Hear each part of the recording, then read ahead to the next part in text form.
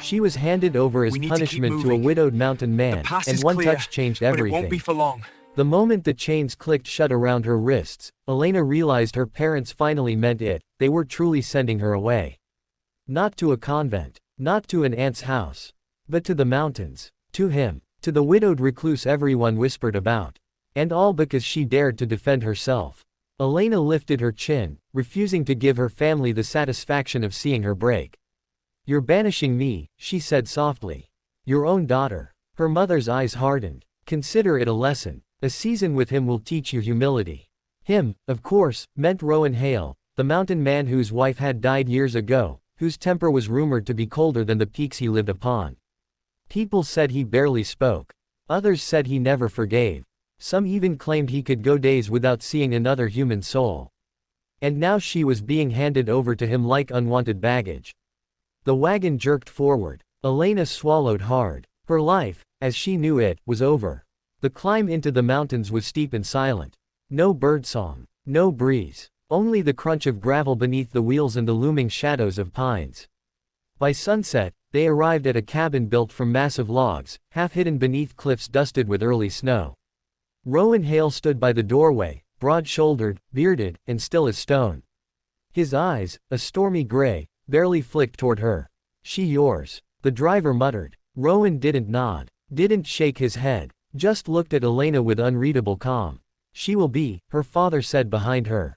"She caused trouble. Let her work it off here." He leaned close. "And don't come home until you've learned obedience." The wheels turned. Her family disappeared down the trail. Rowan finally spoke, voice low, rough, tired. "You have a name, Elena." "Fine." He turned toward the cabin. "Come inside." Night's cold. Not a single question. Not a single judgment. Just acceptance. It confused her more than cruelty ever had. Inside, the cabin was surprisingly warm, smelling of cedar and herbs. Rowan moved quietly, almost cautiously, as if afraid to disturb the air. He handed her a blanket, soft, thick, hand-woven. "No chains here," he murmured when he saw her hesitate. "No punishments. Just work. We survive up here by helping each other." She realized then that the whispers in town were wrong. Rowan wasn't frightening, he was wounded. And this cabin, with its simple wooden table and empty second chair, felt more like a place where grief rested than where anger lived. "The mountains demand respect," he said, setting logs into the fire. "I'll show you how to gather, how to keep warm, how to stay alive. After that, the rest's up to you." Elena nodded. For the first time that day, her heart steadied. Days passed, cold mornings, long afternoons, quiet evenings. Rowan rarely spoke, but when he did, his words were thoughtful. He taught her how to split kindling, how to mend snares, how to read the sky for storms. He gave her gloves when her hands blistered, tea when she coughed, space when she grew overwhelmed. He never asked why she had been sent away. She told him anyway. Over stew one evening, she whispered, "I only defended myself. My cousin slapped me, and I pushed him back. That's all. But to them, I embarrassed the family." Rowan's jaw tightened. But he didn't pity her. Instead, he said, "Some people mistake obedience for virtue. Doesn't make them right." Elena blinked. It was the first time anyone had voiced what she'd felt for years. And something inside her, something crushed, began to breathe again. Winter deepened. Snow stacked high against the windows. Wolves howled in distant ravines. Rowan and Elena worked in a rhythm that felt almost natural, almost like a partnership. Until the day everything changed. A storm rolled in without warning. One moment the sky was clear, the next it was a wall of white fury. Elena had been gathering firewood when a fierce wind swept the ground from under her. Branches cracked. The world spun. Rowan appeared out of nowhere, grabbing her arm. "Hold on." His hand was warm, scorching, almost, and something electric shot through her chest. Not fear, not shock, something she couldn't name. He pulled her into his arms, shielding her from the storm, and for a moment, the world narrowed to his heartbeat against her cheek. Strong, steady, real. They stumbled back to the cabin. Inside, as the roof shook and snow slammed the walls, he grabbed a blanket and draped it over her shoulders, hands lingering for half a second too long. That touch, gentle, steady, unexpected, sparked a heat she had never known. "Elena," he said quietly, "I won't let anything happen to you." Not while you're here. She looked up at him, breath trembling. Why? You barely know me. His eyes softened in a way she'd never seen. I know you were sent here as punishment, he said. But nothing about you feels like something to punish. Her breath caught. And in that fragile, dangerous moment, both of them knew the truth. One touch had changed everything. After the storm, their connection only deepened.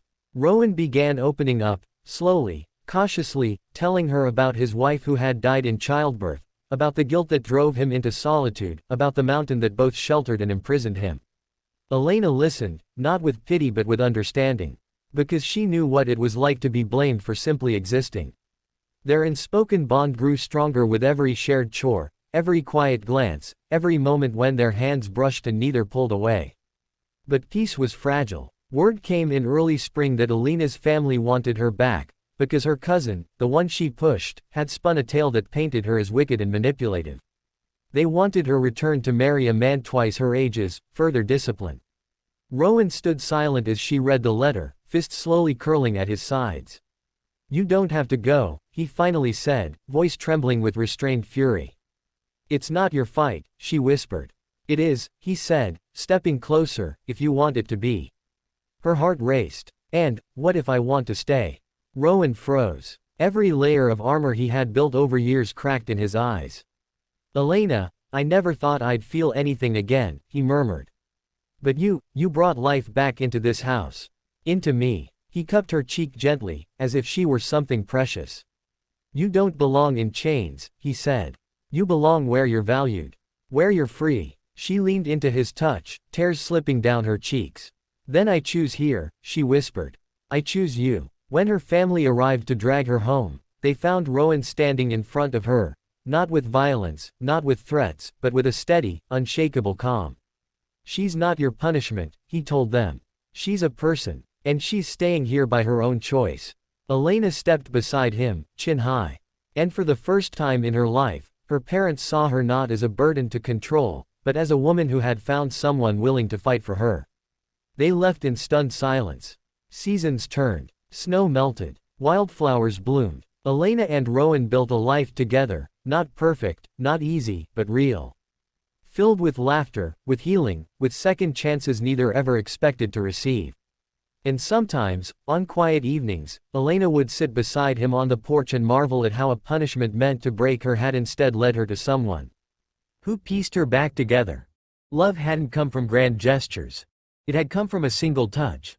Offered in a storm, accepted in fear, and cherished in hope. A touch that changed everything.